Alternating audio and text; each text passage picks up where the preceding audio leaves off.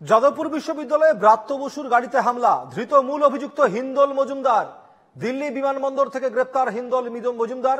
হিন্দোল যাদবপুর বিশ্ববিদ্যালয়ের প্রাক্তনী। শিক্ষামন্ত্রীর গাড়ি ভাঙচুরের ঘটনায় নাম ছিল হিন্দোলের। তার বিরুদ্ধে এফআইআর হয়। স্পেন থেকে বসে গোটা ঘটনার পরিকল্পনা করা হয়েছিল। হিন্দোলকে বৃহস্পতিবার তোলা হবে দিল্লি আদালতে। তাকে ট্রানজিট রিমান্ডে কলকাতায় আনার জন্য আবেদন জানাবে কলকাতা পুলিশ। যাদবপুর বিশ্ববিদ্যালয়ে যখন শিক্ষামন্ত্রী ব্রাত্য বসু গিয়েছিলেন, সেই সময় শিক্ষামন্ত্রী ব্রাত্য বসুর গাড়ির ওপর হামলার অভিযোগ ওঠে। যাদবপুর বিশ্ববিদ্যালয়ের নির্বাচন নিয়ে যখন দীর্ঘদিন ধরে টালবাহানা চলছিল, সেই সময় ব্রাত্য বসু গিয়েছিলেন সে নিয়ে বৈঠক করতে, আলোচনা করতে। এবং ব্রাত্য বসু যাওয়ার পরপরই উত্তপ্ত হয়ে ওঠে যাদবপুর বিশ্ববিদ্যালয় এবং তারপর ব্রাত্য বসুর গাড়ির উপর হামলার অভিযোগ ওঠে। বলা হয়েছিল মূল অভিযুক্ত এই হিন্দোল মজুমদার হামলা করেছিল ব্রাত্য বসুর গাড়ির ওপর।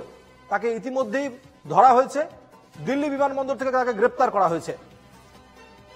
সঞ্জনা লাহিড়ী রয়েছেন আমাদের সঙ্গে টেলিফোনে। সঞ্জনা, আপডেট কি রয়েছে?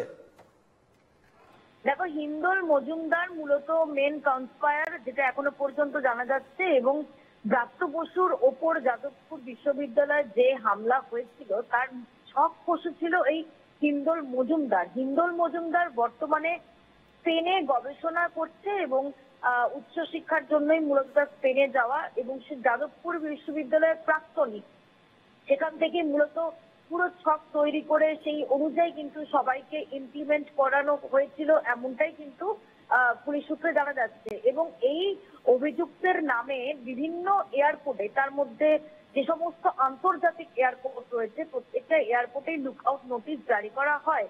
সেই লুকআউট নোটিশের ভিত্তিতেই যখন আজকে এই হিন্দোল মজুমদার সে স্পেনের ফ্লাইট থেকে দিল্লিতে নামে এবং সে কলকাতায় আসছিল, বাড়িতে আসছিল ছুটিতে, সেই মুহূর্তেই কিন্তু তাকে দিল্লি পুলিশ গ্রেপ্তার করে এবং তারপরেই কলকাতা পুলিশের কাছে খবর যায়। ইতিমধ্যে কলকাতা পুলিশের একটি টিম, মূলত গোয়েন্দা বিভাগের একটি দল এবং তার পাশাপাশি লোকাল থানা অর্থাৎ তদন্তকারী আধিকারিক এবং ডিভিশনের একটি টিম যৌথভাবে তারা গিয়ে পৌঁছেছে।